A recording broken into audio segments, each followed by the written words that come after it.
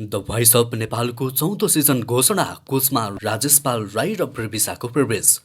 म्यादी प्रहरीमा भर्ना फेरि खुल्ने, स्थानीय चुनावमा खटिएकालाई प्राथमिकता, अश्लील शब्द र पेटिकोटको दृश्यले गीत विवादमा परेपछि शिव हमालले मागे माफी। मङ्सिर 4 गति प्रतिनिधि सभा र प्रदेशसभाको चुनाव गर्ने सरकारको निर्णय। विप्लव नेतृत्वको नेकपाले अमेरिकालाई भन्यो अशान्ति मचाउने गतिविधि रोक। इन्धनको ढुवानी भाडा बढाउन निगमभित्रबाटै चलखेल। सङ्गठन विस्तारमा आक्रामक रवि लामिछाने, महिना दिनभित्रै 7 प्रदेशमा भेला र अन्तर्क्रिया। गगन थापा र मेयर बालेन बीच भेटवार्ता, कुन समयमा भयो छलफल, सबै जानकारी आजको भिडियोमा। कर्मचारी सुरक्षा र कैदीबन्दीलाई पनि भोट हाल्न दिने तयारी। चिनिया अपहरण प्रकरण, मध्यरातमा 50 लाख बुझ्न बीजी मलमा पुगेपछि हदगडी। फोहोर विसर्जन रोक्छौं भन्ने सिस्टोल बन्चरी डाँडावासीको गुर्की मात्र हो। महानगरको भनाई 5000 भन्दा बढी नेपाली कामदार लैजान जापान तयार, कार्यविधि छिटो बनाउने सहमति। चुनाव घोषणापछि सरकार काम चलाउ भयो। नेवाङको भनाई श्रीलङ्काका पूर्व प्रधानमन्त्रीलाई अगस्त 11 सम्म देश छाड्न रोक। 5 वर्षपछि सक्रिय राजनीतिबाट बिदा लिन्छु, माधव नेपालको भनाई। चिनिया सेनाद्वारा ताइवानको सिमानामा क्षेप्यास्त्र प्रहार, हँसियाले हानेर कुकुर मारेको आरोपमा महिला पक्राउ। कक्षा 11मा साउन मसान्तसम्म विद्यार्थी भर्ना लिन निर्देशन। कोरोना संक्रमणको चौथो लहरको सङ्केत, सुडानमा फेरि खाद्य सङ्कट पर्न सक्ने राष्ट्रसङ्घको चेतावनी लगायतका आज दिनभरका केही प्रमुख खबरहरू आजको यस भिडियोमा। दर्शकवृन्द नमस्कार अनि हार्दिक स्वागत छ। तपाईँ यति बेला इन्फो खबर मिडियाको समाचार अपडेट हेर्दै हुनुहुन्छ। आज पनि हामी दिनभरका केही प्रमुख खबरको साथमा उपस्थित भइसकेका छौँ। पुरा समाचार अत्यन्तै धेरै महत्त्वपूर्ण भएकाले अन्तिमसम्म हेरी हाम्रो हौसला स्वरूप भिडियोलाई एउटा सानो लाइक अवश्य गर्नुहोला। पलपलको न्युज अपडेटको लागि सब्सक्राइब नगर्नुभएका दर्शकले आजै गर्नुहोला र सँगै रहेको बेल आइकनलाई प्रेस गर्न पनि नबिर्सिनुहोला। र यति बेला हाम्रो भिडियोलाई कुन ठाउँबाट हेर्दै हुनुहुन्छ तलको कमेन्ट बक्समा जानकारी गराउनुहोला। पहिलोपटक हेर्दै हुनुहुन्छ भने फर्स्ट टाइम लेखेर जानकारी गराउनुहोला र रेगुलर हेर्नुहुन्छ भने रेगुलर लेखेर कमेन्टमा जानकारी गराउनुहोला। त्यस्तै सुझाव सल्लाह अनि प्रतिक्रिया भए पनि कमेन्ट बक्समा जानकारी गराउन सक्नुहुनेछ। दर्शकवृन्द अब खबर विस्तारमा। मङ्सिर 4 गते हुने निर्वाचनका लागि सरकारले म्यादी प्रहरीको भर्ना फेरि खुलाउने भएको छ। प्रदेश र प्रतिनिधि सभा निर्वाचनको सुरक्षाका लागि 4 सुरक्षा संयन्त्रका जनशक्ति मात्रै पर्याप्त नहुने भएकाले म्यादी प्रहरी भर्ना खुलाउने तयारी भएको हो। केन्द्रीय प्रहरी प्रवक्ता टेकराज राई भन्छन् अब प्रदेश तथा प्रतिनिधि सभा निर्वाचनका लागि विशेष योजना बन्न सक्छ। यही अनुसार म्यादी प्रहरीको भर्ना खोलिन्छ। सुरक्षा योजनालाई केन्द्रीय सुरक्षा समितिले स्वीकृत गरेपछि लागू हुन्छ। चुनावमा नेपाल प्रहरी, म्यादी प्रहरी, सशस्त्र प्रहरी र नेपाली सेना गरी 4 घेराको सुरक्षा व्यवस्था रहन्छ। म्यादी प्रहरीले प्रहरीको प्रत्यक्ष मातहतमा रहेर काम गर्छ। स्थानीय तहको निर्वाचनमा 1 लाख म्यादी प्रहरी भर्ना गरिएको थियो। नेपाल प्रहरीले चाहिँ 1,19,000 म्यादी प्रहरीको माग गरेको थियो। प्रहरी नायब महानिरीक्षक समेत रहेका प्रवक्ता राई भन्छन् विगतमा स्थानीय तह निर्वाचनमा काम गरेकालाई नै प्राथमिकता दिएर म्यादी प्रहरीको भर्ना गर्ने प्रस्ताव लैजान्छौँ। उनका अनुसार विगतमा चाहिँ यसपालि पनि पूर्व सुरक्षाकर्मीहरूले पनि प्राथमिकता पाउने भएका छन्। त्यस्तै अब रवि लामिछानेको प्रसङ्ग। आउँदो मङ्सिर 4 गते एकै चरणमा प्रदेश र प्रतिनिधि सभा चुनाव गर्ने सरकारको घोषणासँगै प्रमुख दलहरू चुनावी रणनीति बनाउन लागि परेका छन्। स्थानीय निर्वाचनमा काठमाडौँ, धरान र धनगढीमा स्वतन्त्र उम्मेदवारले जितेपछि त्यस्तै प्रकृतिको राजनीतिका लागि सञ्चारकर्म छाडेर होमिएका रवि लामिछानेको राष्ट्रिय स्वतन्त्र पार्टीप्रति चासो देखिएको छ। 1 महिना दिनअघि निर्वाचन आयोगमा दर्ता भएको नयाँ पार्टीको अभियान लिएर सभापति लामिछाने, प्रवक्ता मुकुल ढकालसहित एउटा टोली देश दौडाको अभियानमा छ। देश दौडाको अभियानमा यति बेला रहेको छ। प्रदेश, जिल्ला र स्थानीयका समितिहरू गठन गर्दै यो टिमले आगामी चुनावका लागि प्रचार समेत गरिरहेको लामिछानेले आगामी चुनावसम्म सकेसम्म देशभरबाट उम्मेदवार उठाउने तयारी गरेका छन्। उनी आफै काठमाडौँ निर्वाचन क्षेत्र नम्बर 3बाट चुनाव लड्ने योजनामा छन्। प्रमुख राजनीतिक दलका गतिविधिबाट निराश मत राष्ट्रिय स्वतन्त्र पार्टीलाई आउने विश्वासमा लामिछानेको टिम देखिन्छ। सुरुकै प्रयासमा राष्ट्रिय पार्टी बन्ने लक्ष्यसहित लामिछानेले सङ्गठन निर्माण गरिरहेका छन्। दर्शकवृन्द, रवि लामिछानेले सपोर्ट गर्ने कतिजना हुनुहुन्छ? यदि तपाईँ सपोर्ट गर्नुहुन्छ भने आई सपोर्ट रवि लामिछाने भनेर कमेन्ट गर्नुहोला। त्यस्तै अब अर्को प्रसङ्ग। शिव हमालको रचना, आशिष अभिरलको सङ्गीत र सुशीला पाठकको स्वर रहेको यो गीत मङ्गलबार युट्युबमा रिलिज भयो। गीतमा मोडल करिश्मा ढकालले पेटीकोट लगाएर नृत्य गरेकी छन्। यसै अपाच्य रहेको भन्दै सामाजिक सञ्जालमा चर्को आलोचना भइरहेको छ। हमाल राष्ट्रिय लोकदोहोरी गीत प्रतिष्ठानका कार्य समिति पदाधिकारी र विकृति विसङ्गति न्यूनीकरण संयोजक समेत हुन्। गत महिना विज्ञप्ति जारी गर्दै उनी आफैले अपाच्य र अभद्र गीत रिलिज गरी कारबाही गर्ने चेतावनी समेत दिएका थिए। तर उनकै शब्द रचना रहेको तीज गीतको म्युजिक भिडियो यति बेला विवादित बनेको छ। गीत हटाउन चौतर्फी दबाव परेपछि हामीसँग कुराकानी गर्दै हमालले यस्तो गीत बनाएकोमा आफू लज्जित रहेको भन्दै आत्मआलोचना गरेका छन्। यस्तो गीत लेखेको प्रति म लज्जित छु, हामी आत्मआलोचनासहित हटाउँछौँ उनले भनेका छन्। दर्शकबिन जिम्मेवार पोस्टमा रहेको व्यक्तिले नै यस्तो गैर जिम्मेवार काम गरेका छन्। यस विषयमा तपाईँको धारणा के छ? कृपया तलको कमेन्ट बक्समा लेख्नुहोला। त्यस्तै अब अर्को प्रसङ्ग। नेत्र विक्रमचन्द्र विप्लव नेतृत्वको नेकपा कम्युनिस्ट पार्टी नेपाल कम्युनिस्ट पार्टीले अमेरिकाले विभिन्न बहानामा द्वन्द्व र अशान्ति मचाउन खोजेको भन्दै यस्ता गतिविधिहरू तत्काल रोक्न आग्रह गरेको छ। नेपाल कम्युनिस्ट पार्टीको अन्तर्राष्ट्रिय विभागले एक विज्ञप्ति जारी गर्दै यस्तो आग्रह गरेको हो।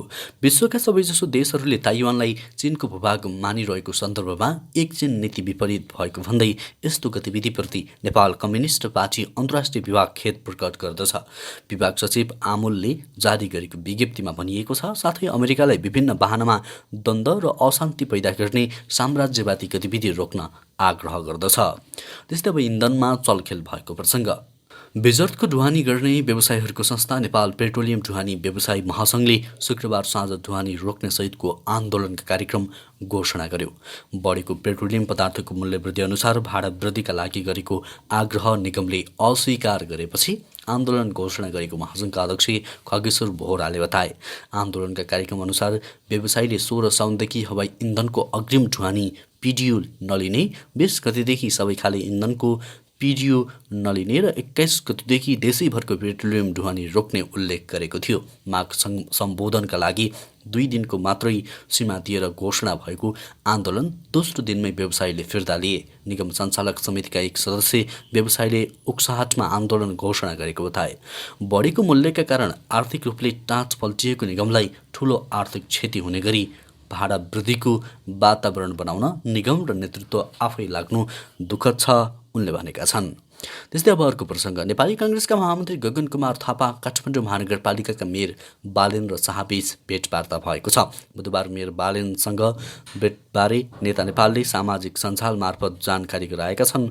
उनले आफूहरूबीच काठमाडौँको फोहोर मैलाको व्यवस्थापन, सम्पदा संरक्षण, सार्वजनिक यातायात व्यवस्थापन, शहरी स्वास्थ्य सेवा लगायतका विषयमा छलफल भएको पनि बताएका छन्। भेटमा नेता थापाले काठमाडौँ महानगरको सकारात्मक पहल कदमीमा आफ्नो निरन्तर साथ रहने पनि बताएका छन्।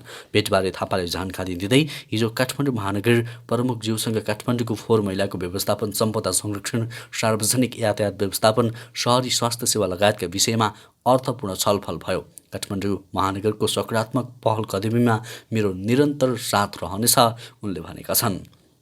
त्यस्तै अब अर्को प्रसङ्ग। चिनिया नागरिक याक र उनका भाषा सहायक सूर्य बहादुर राई बुधबार साँझ अपहरणमा परे।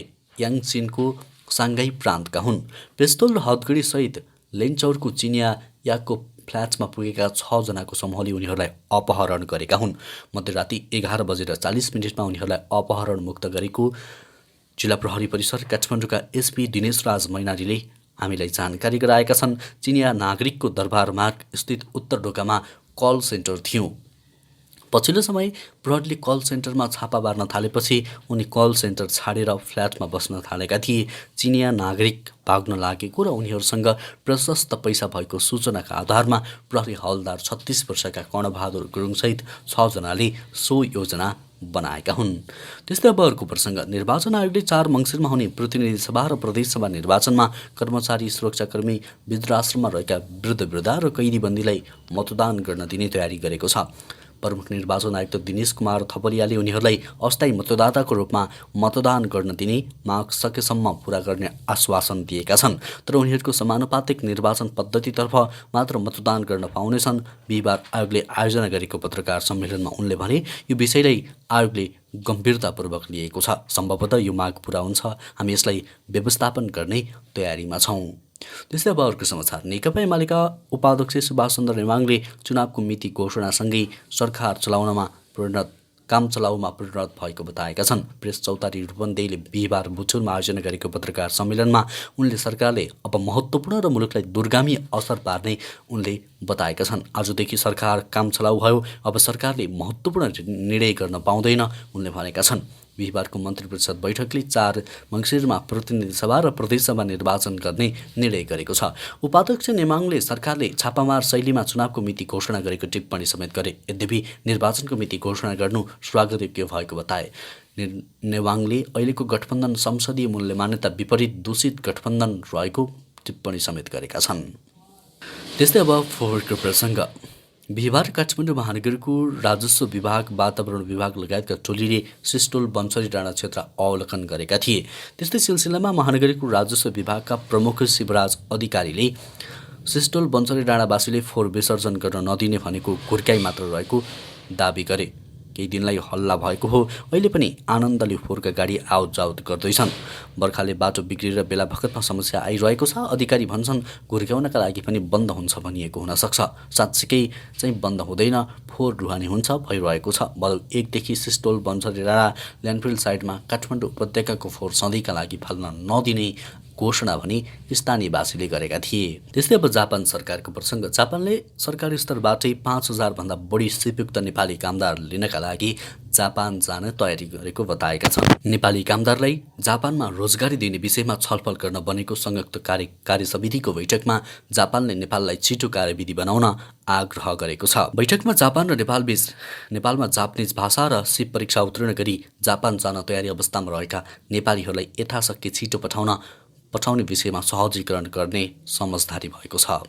त्यस्तै अब अर्को प्रसङ्ग। हँसियाले हानेर कुकुर मारेको आरोपमा तारकेश्वर नगरपालिका 4 की एक महिलालाई प्रहरीले पक्राउ गरेको छ। आफ्नो छोरालाई कुकुरले टोकेको भन्दै मिलिजुली टोलकी जुना बरालले सडक पेटीमा बसिरहेको कुकुरलाई हँसियाले हानेर मारेकी थिइन्। उनले कुकुर मारेको भिडियो सामाजिक सञ्जालमा भाइरल भएको थियो। भिडियो हेरेर पशु अधिकार कर्मी इरफान खान सहितको टोलीले बराल विरुद्ध प्रहरीमा उजुरी दिएको थियो। उजुरीपछि बालाजु प्रहरीले महिलालाई पक्राउ गरी हिरासतमा राखेको 4 नम्बर वडाध्यक्ष नरेन्द्र दास श्रेष्ठले जानकारी गराएका छन्। वडाध्यक्ष श्रेष्ठका अनुसार 4 नम्बरको पुरानो गुहेश्वरी मिलिजुली टोलमा कुकुरको आतंकले स्थानीय बासिन्दा हैरान छन्। हाम्रोमा त्यो मरेको कुकुरले 10 जना जतिलाई टोकिसकेको थियो। हिरासतमा रहेकी उहाँ महिलाले आफ्नै छोरालाई टोकेपछि मारिदिनु भएछ, वडाध्यक्षले भनेका छन्। त्यस्तै अब अर्को प्रसङ्ग। नेकपा एकीकृत समाजवादीका अध्यक्ष एवं पूर्व प्रधानमन्त्री माधव कुमार नेपालले अबको 5 वर्षपछि सङ्घीय राजनीतिबाट बिदा लिने बताएका छन्। बिहिबार काठमाडौँमा आयोजना गरिएको नेपाल कम्युनिस्ट पार्टी एमाले र माओवादी केन्द्रको एकतादेखि विभाजनसम्म पुस्तक लोकार्पण कार्यक्रममा अध्यक्ष नेपालले 70 वर्षमै राजनीतिबाट टाढिने विचार गरे पनि परिस्थितिले नदिएको र 75 वर्षमा भने सक्रिय राजनीतिबाट बिदा लिने उद्घोष गरेका हुन्। उनले चुनावको मिति घोषणा गरिसकेको अवस्थामा चुनावमा नजाँदा माधव नेपाल डरायो भन्ने पर्न सक्ने भन्दै परिस्थितिको सामना गरेर विजयको ढोका खोल्ने बताएका छन्। त्यस्तै अब अर्को प्रसङ्ग। राष्ट्रिय परीक्षा बोर्ड सानो ठिमीले कक्षा 11मा साउन मसान्तसम्म विद्यार्थी भर्ना गर्ने व्यवस्था गर्न देशभरका विद्यालयहरूलाई निर्देशन दिएको छ। बोर्डले गत साउन 11 गते 2078 सालको माध्यमिक शिक्षा परीक्षा अर्थात् एसीको नतिजा सार्वजनिक गरेपछि कक्षा 11मा पढाइ हुने अधिकांश विद्यालयले 1 साताभित्र विद्यार्थी भर्ना गरी आवेदन आह्वान गरेपछि बोर्डले सार्वजनिक सूचना जारी गर्दै यस्तो निर्देशन दिएको हो। शैक्षिक सत्र 2079-80 का लागि कक्षा 11मा विद्यार्थी भर्ना गर्ने सम्बन्धमा विभिन्न विद्यालय क्याम्पसले फरक भर्ना तालिका तय गरेको छोटो समयका लागि म्याद राखेपछि बोर्डले सूचना जारी गर्दै साउन मसान्तसम्म भर्ना गर्न निर्देशन दिएको हो। संयुक्त राष्ट्रसङ्घले सुडानमा खाद्य सङ्कट पर्न सक्ने चेतावनी दिएको छ। यसअघि कुनै कैयौँ पटक सुडानमा खाद्य सङ्कट परेको भन्दै राष्ट्रसङ्घले फेरि पनि सङ्कट आउन सक्ने बताएको हो। खाद्यान्नको अभाव टार्नका लागि आवश्यक पर्ने अन्तर्राष्ट्रिय सहयोग उपलब्ध हुन नसक्ने हो भने छिट्टै खाद्यान्नको अभाव हुने राष्ट्रसङ्घले जनाएको छ। राष्ट्रसङ्घको मानवीय सहायता सम्बन्धी निकायका अनुसार सुडानमा छिमेकी राष्ट्रहरू दक्षिण सुडान, इथियोपिया लगायत देशबाट शरणार्थी आइरहेको तर खाद्यान्नको प्राप्तिको स्रोत नरहेकाले पनि निकट भविष्यमै सङ्कट पर्न सक्ने जनाएको हो। यहाँ खाद्यान्न उत्पादन हुन छाडेको र विदेशी दाताबाट प्राप्त सहयोगले मात्र दैनिक रूपमा चल्ने गरेकाले अवस्था नाजुक बन्दै गएको बताइएको छ। गत जुनदेखि सेप्टेम्बरसम्म त्यहाँको करिब 1/4 जनसङ्ख्या खाद्यान्नको सङ्कटमा पर्न देखिएको र अब त्योभन्दा बढी हुन सक्ने राष्ट्रसङ्घले जनाएको छ।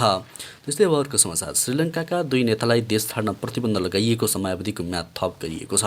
बुधबार त्यहाँको सर्वोच्च अदालतले पूर्व प्रधानमन्त्री महिन्दा राजपाक्से र पूर्व अर्थमन्त्री बसिल राजपाक्सेलाई प्रतिबन्ध लगाउने समयावधिको म्याद थप्ने आदेश दिएको हो। उनीहरूलाई आगामी अगस्त 11 देश छाड्न नपाइने आदेश दिएको समाचारले जनाएको छ। पूर्व राष्ट्रपति गोटाबाया राजपाक्सेले देश छाडेर भागेपछि अन्य नेताहरूलाई देश छाड्न प्रतिबन्ध लगाइएको हो। गोटाबायालाई भने तत्कालीन सरकार र सेनाले नै देशबाट बाहिर्न सहयोग गरेका थिए। अदालतले यसअघि गत जुलाई 28 पनि अनुमति बिना देश नछाड्न दुवैजनालाई आदेश दिएको थियो। त्यस्तै अब आजको अन्तिम समाचार, चीनले ताइवानको सीमा क्षेत्रमा क्षेप्यास्त्र प्रहार गरेको छ। बिहिबार चिनिया सेनाले उत्तर पूर्वी र दक्षिण पश्चिमी ताइवान नजिकैको समुद्रमा थुप्रै क्षेप्यास्त्रहरू प्रहार गरेको ताइवानको रक्षा मन्त्रालयले जनाएको छ। अमेरिकी सभामुख न्यान्सी पेलोसीले ताइवान भ्रमण गरेसँगै आक्रामक बनेको चीनले केही दिन यता ताइवानको सीमा क्षेत्र सैन्य अभ्यास गर्दै आएको छ। बिहिबार चीनले गरेको सैन्य अभ्यासलाई अहिलेसम्मकी ठूलो अभ्यास भनिएको छ। यसअघि पनि चिनिया सेनाको ताइवानको समुद्री क्षेत्रमा लाइभ फायरको अभ्यास गरिरहेको चिनिया टेलिभिजन CCTVले जनाएको छ। हवस् त, यस समाचार सँगसँगै अहिलेलाई केही चर्चामा रहेका महत्त्वपूर्ण खबरहरू यति नै। पलपलको न्युज अपडेट लिएर हामी निरन्तर उपस्थित हुनेछौँ। तबसम्मका लागि समाचार कक्षका सम्पूर्ण सहकर्मीसहित म पनि बिदा हुन्छु। तपाईँको बाँकी पल शुभ अनि उत्कृष्ट बनोस्।